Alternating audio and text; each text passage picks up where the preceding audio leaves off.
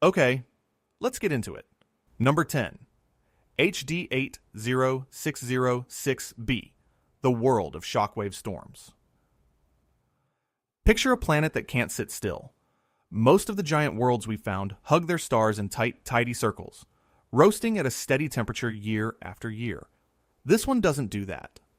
HD 80606b rides an orbit shaped less like a ring and more like a whip. For most of its year, it drifts out in the cold and the dark, 4 times the mass of Jupiter, quiet, almost sulking. And then it turns. It comes screaming back in toward its star on a path so stretched, so eccentric, that astronomers describe it as comet-like. It doesn't orbit so much as it charges. It sits about 190 light-years from us, and it was found back in 2001. But the truly unsettling part only came into focus recently when the James Webb Space Telescope watched what happens during one of those close passes. Because when this planet swings in near its star, it gets hit with a wall of energy. And in the space of just a few hours, its temperature spikes by around 1100 degrees Fahrenheit. Let that sit for a second. Not over a season. Not over weeks. Hours. The atmosphere goes from something almost bearable to something incandescent faster than you could fly across an ocean back home. And when you heat an atmosphere that fast, it doesn't warm up gently. It detonates outward. NASA describes what follows as howling, supersonic winds, and shockwave storms, pressure fronts tearing across the face of the planet, faster than sound, chasing the sudden heat as it floods around the dayside. The whole sky convulses. And then, slowly, the planet swings back out into the cold, the storms die down, and it begins the long fall toward the next close pass, where it happens all over again. There's no getting used to it. No stable climate ever forms, because the planet never stays anywhere long enough. It's a world caught in a loop of being scorched and abandoned, on a schedule it can't break. Here's what makes it worse when you really picture it.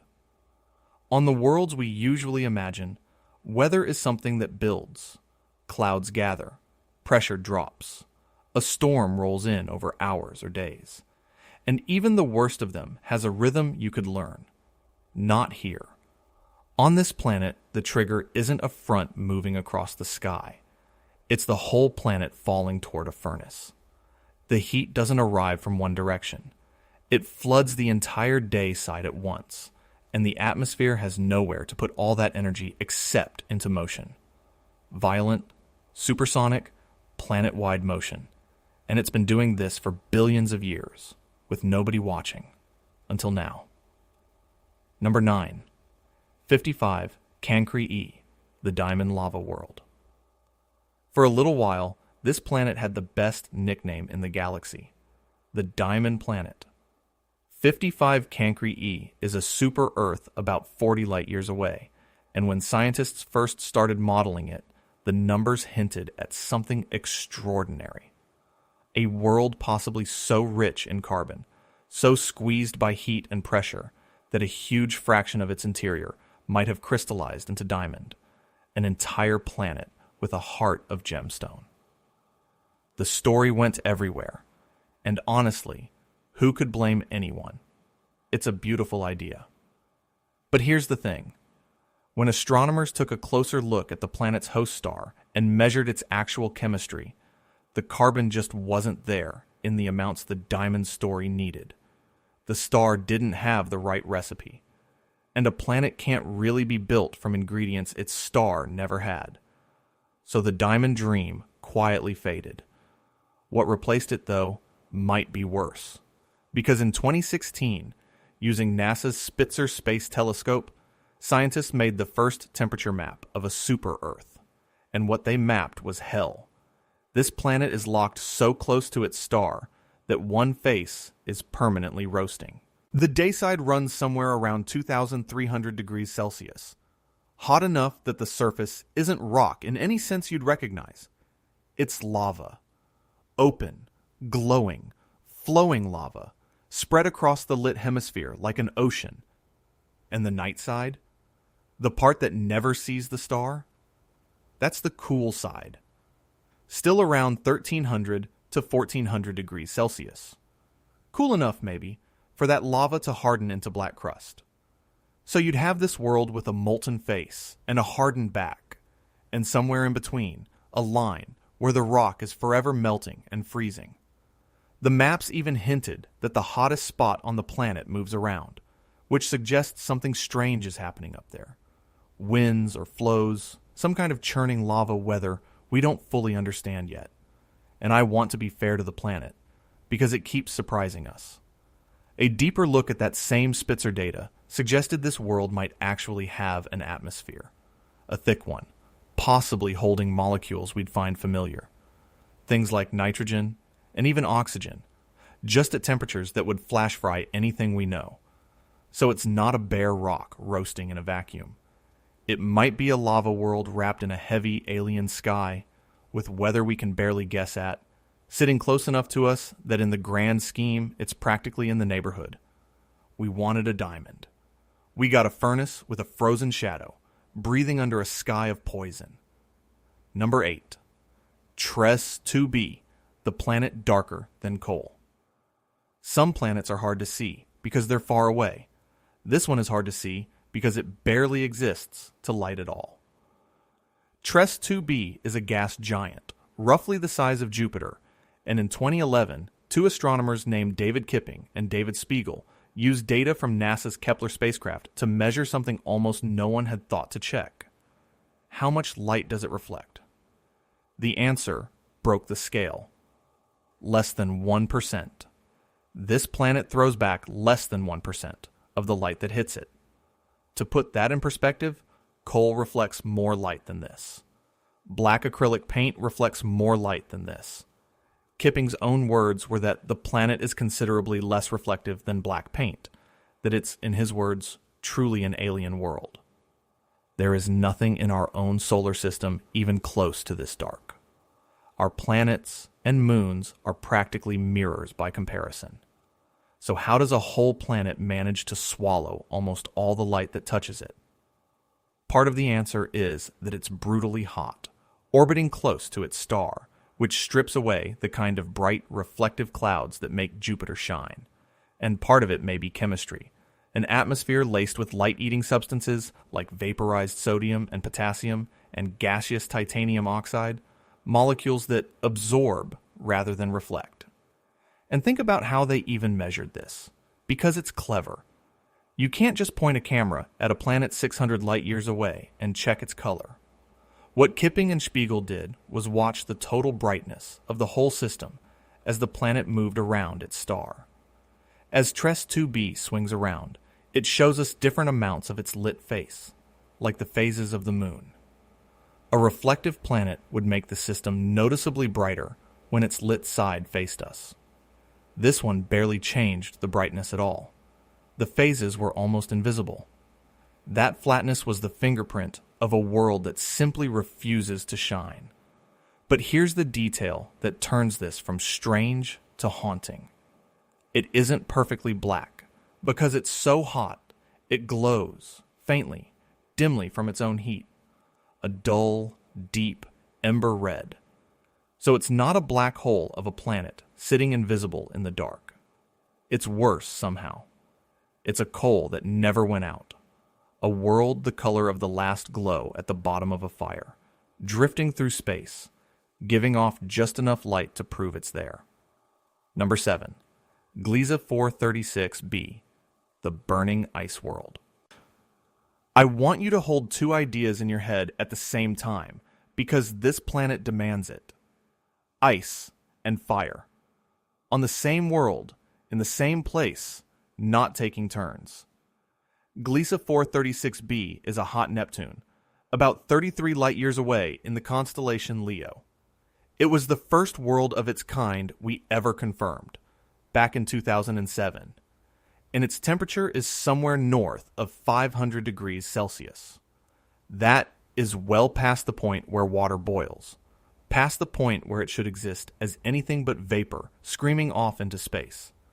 And yet the models say there's ice down there. Solid ice. How? Not through cold, through pressure. Deep inside this planet, gravity squeezes water so hard that it's forced into a solid state regardless of the heat.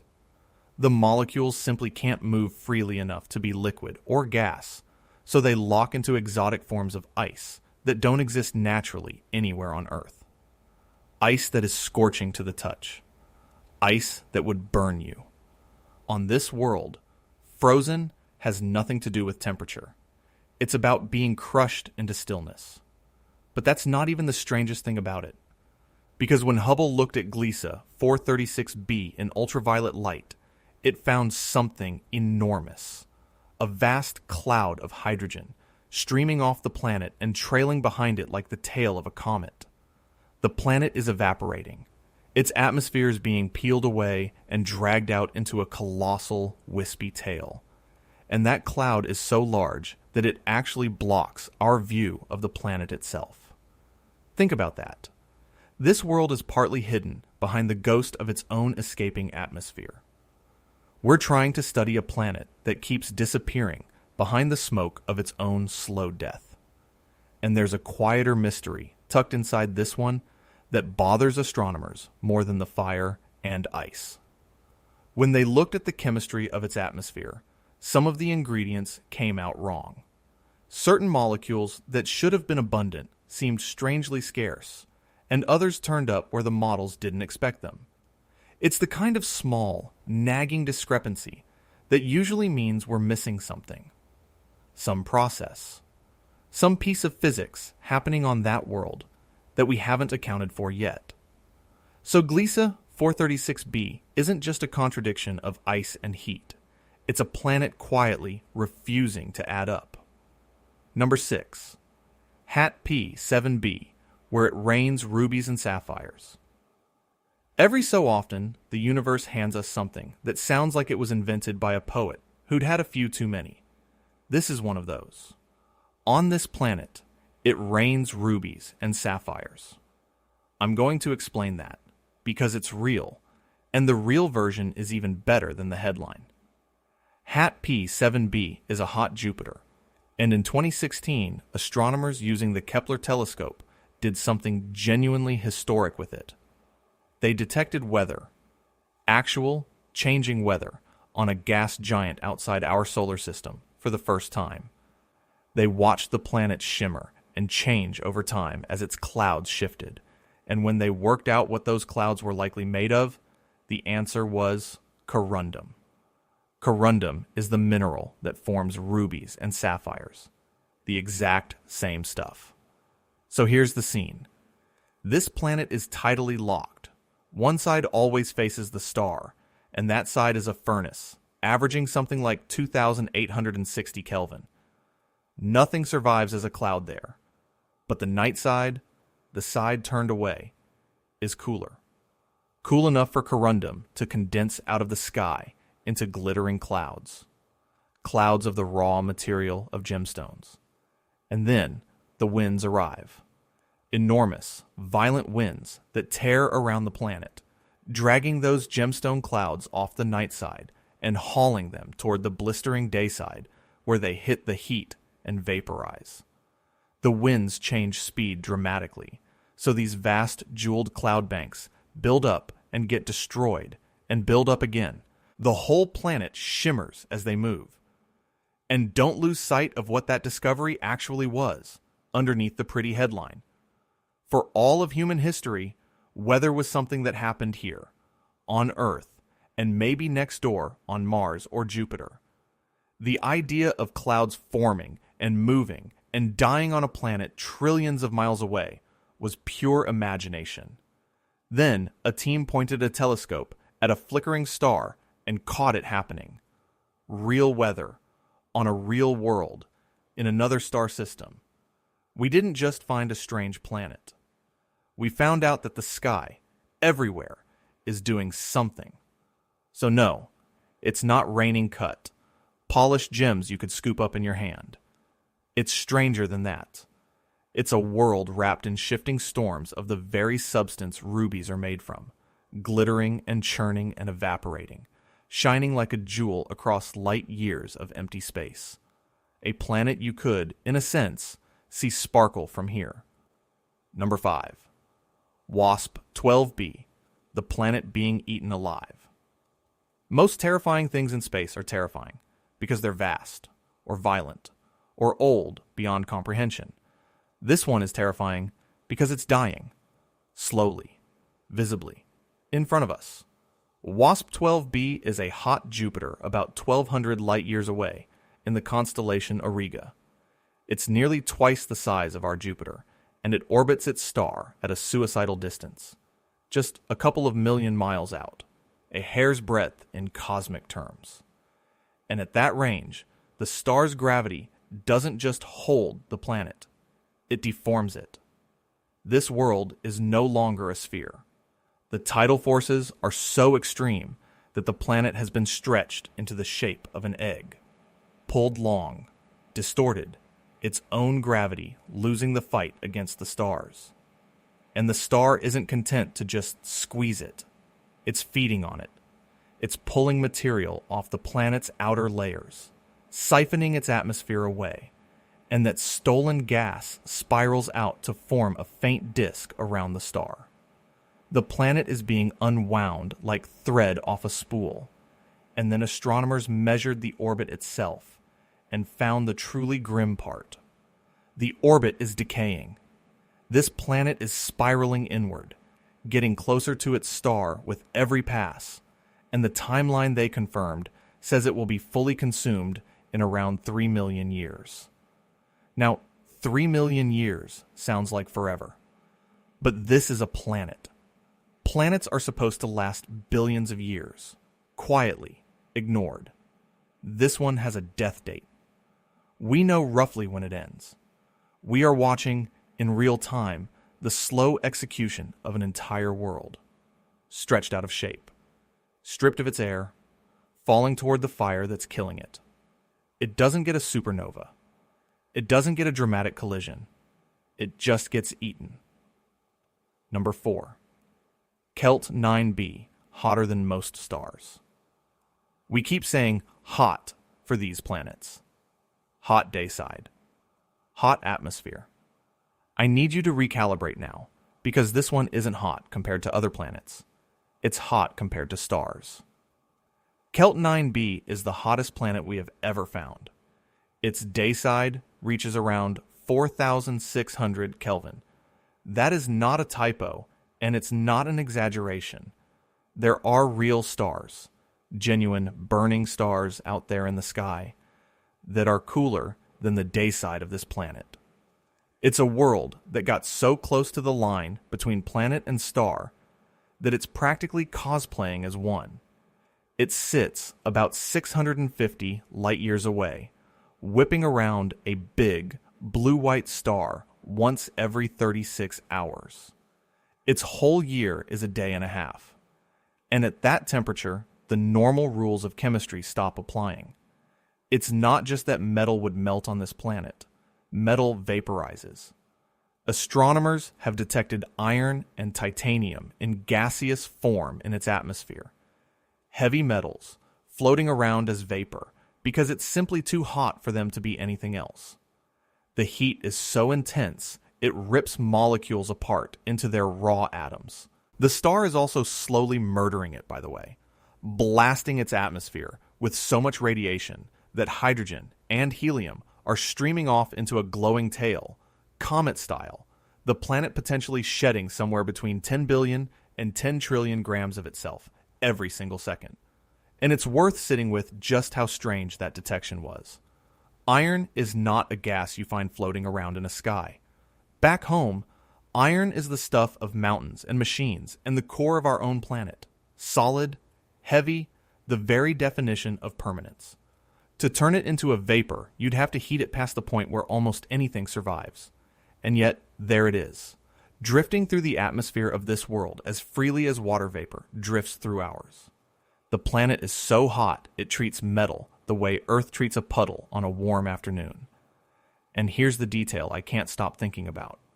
On the night side, where things cool down just a little, that vaporized iron may condense back out of the sky, which means that on this planet, under the right conditions, it could rain iron. Not water, not even lava. Molten metal, falling from the clouds, on a world hotter than a star. Number 3. J1407b, the Super Saturn. Everyone loves Saturn's rings. They're the postcard of the solar system, the thing you show someone the first time you point a telescope at the sky. Now I want you to take Saturn's rings and make them 200 times bigger. That's J1407b. The story of how we found it is almost stranger than the object itself. Astronomers were watching a young star called J1407, and over the course of about 56 days in 2007, its light did something bizarre. It flickered and dimmed in a wildly complicated pattern. Not a single clean dip like a planet passing in front, but a chaotic series of fadings and brightenings, over and over. Something enormous and structured was passing in front of that star. A team led by Eric Mamajek discovered it, and another team led by Matthew Kenworthy modeled what could possibly produce that pattern.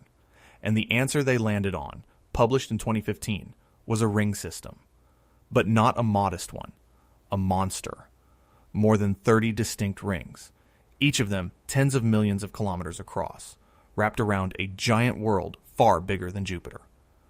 A ring system so vast, it's roughly 200 times the size of Saturn's. Kenworthy put it in a way that sticks with you. He said, if you could swap out Saturn's rings for these, they'd be easily visible from Earth at night, and they'd appear many times larger than the full moon in our sky. Imagine looking up and seeing a ringed planet filling a chunk of the heavens, not as a dot, but as a structure. And then there's the detail that makes it feel alive.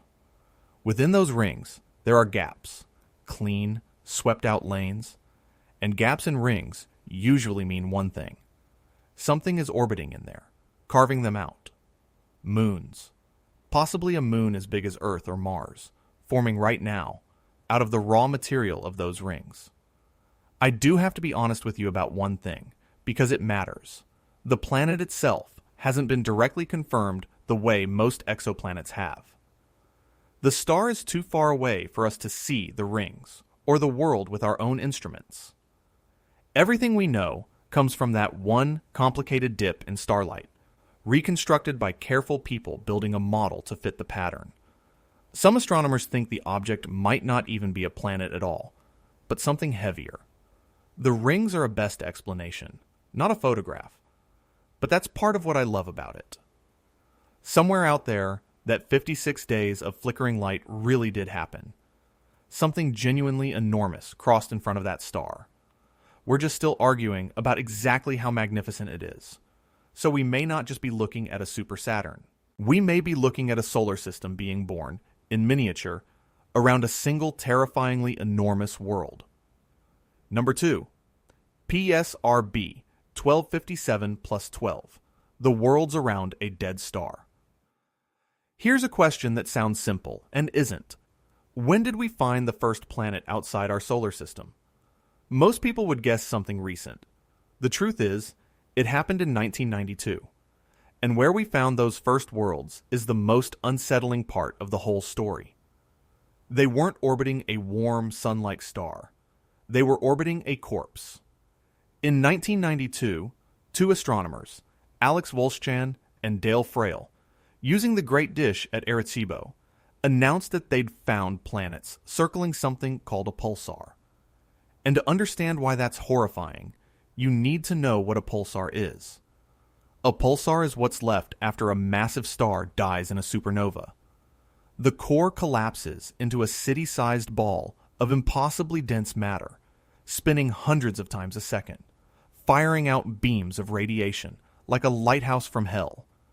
It is the burnt-out heart of a star that already exploded. And around this thing, in the radiation and the ruin, there are planets. The two confirmed worlds were later given names, and the names tell you exactly how the people involved felt about them. Poltergeist, Phobator, a noisy ghost, and a bringer of nightmares. A third, smaller one found later was named Draugr, an undead creature out of Norse myth. These are officially the ghost planets, worlds named for the dead, and they were the first exoplanets we ever confirmed.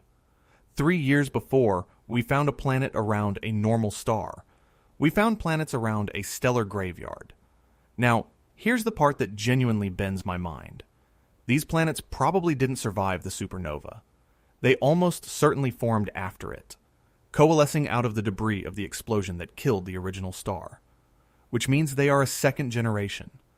New worlds, built from the wreckage of catastrophe, orbiting the very thing that caused it, drowning in radiation that would sterilize anything that ever tried to live there. And there's a small, strange detail in how we found them that I think deserves a moment. A pulsar is one of the most precise objects in the universe. It spins and pulses with a regularity that rivals an atomic clock. You could set your watch by it if your watch ticked hundreds of times a second. That precision is exactly what gave the planets away. As they orbit, their gravity tugs the pulsar ever so slightly toward us and away from us, and that tiny wobble shows up as a minuscule shift in the timing of the pulses. We didn't see these worlds. We heard them, almost, in the faltering rhythm of a dead star's heartbeat. Planets so far away and so hostile that our only evidence they exist is that they made a corpse's clock run a fraction of a second off. Life, as we know it, could never touch these worlds. But planets found a way to exist there anyway, in the last place you'd ever look, around the dead. Number 1. TRAPPIST-1, the 7 worlds next door. We've spent this whole journey looking at worlds that want to kill you. Planets that roast, planets that freeze, planets stretched into eggs and drowned in radiation. So let me end somewhere different. Let me end with the one that should, by rights, feel like hope. And then let me tell you why it might be the most haunting of all. 40 light years away, in the direction of the constellation Aquarius, there's a small, cool, dim red star called TRAPPIST-1. It's barely a star at all, not much bigger than Jupiter, faint and red and easy to overlook. And in 2017, using the TRAPPIST telescope in Chile and NASA's Spitzer Space Telescope, astronomers announced that this unremarkable little star has 7 planets. 7. All of them roughly the size of Earth. That was, and still is, the largest family of Earth-sized worlds ever found around a single star. And 3 of them, the ones labeled E, F, and G, sit in the habitable zone. That narrow band where a rocky planet could, in principle, hold liquid water on its surface. Not too hot, not too cold. The zone where, as far as we know, life becomes possible. Now hold on to the scale here, because it's gorgeous and strange. All 7 of these planets would fit comfortably inside the orbit of Mercury. The whole system is tiny and tightly packed, more like Jupiter and its moons than like our sprawling solar system. And because they're crammed so close together, the view from the surface of any one of them would be extraordinary. You wouldn't see your neighboring planets as dots of light the way we see Venus or Mars. You'd see them as disks, other worlds hanging in your sky, larger than our full moon, close enough to see clouds and continents. 7 Earths, keeping each other company in the dark. And that's where the wonder tips into something heavier, because we don't know. We don't know if anything is there. These planets orbit a red dwarf, and red dwarfs throw violent flares, and the newest measurements hint that the inner worlds may have thin atmospheres, or none at all, stripped away long ago. The habitable zone only tells you the temperature might be right. It says nothing about whether the air survived, whether water pooled, whether anything ever stirred. So here's where we land, after a tour of the most terrifying worlds in the sky. The one that terrifies me most isn't the furnace, or the corpse, or the planet being eaten alive. It's this quiet little red star, 40 light years away, with 7 Earths circling it, 3 of them in exactly the place where life could begin. Because either those worlds are empty, silent, sterile despite everything being right, and that tells us something lonely about how rare we might be. Or one of them isn't empty. And on one of those planets, under a dim red sun, something is standing on the surface right now, looking up at 6 other worlds in its sky, and wondering the exact same thing we are. Neither answer lets you sleep easy. That's the thing about looking out into space. We keep hoping to find worlds like ours. And every strange, burning, frozen, doomed, ringed, ghost-haunted planet we turn up is really just the universe reminding us how unlikely and precious and fragile the quiet blue one under our feet actually is. Thank you for watching and sticking till the end. We've got plenty more videos coming in the future. Hit that subscribe button so you don't miss them. See you in the next one.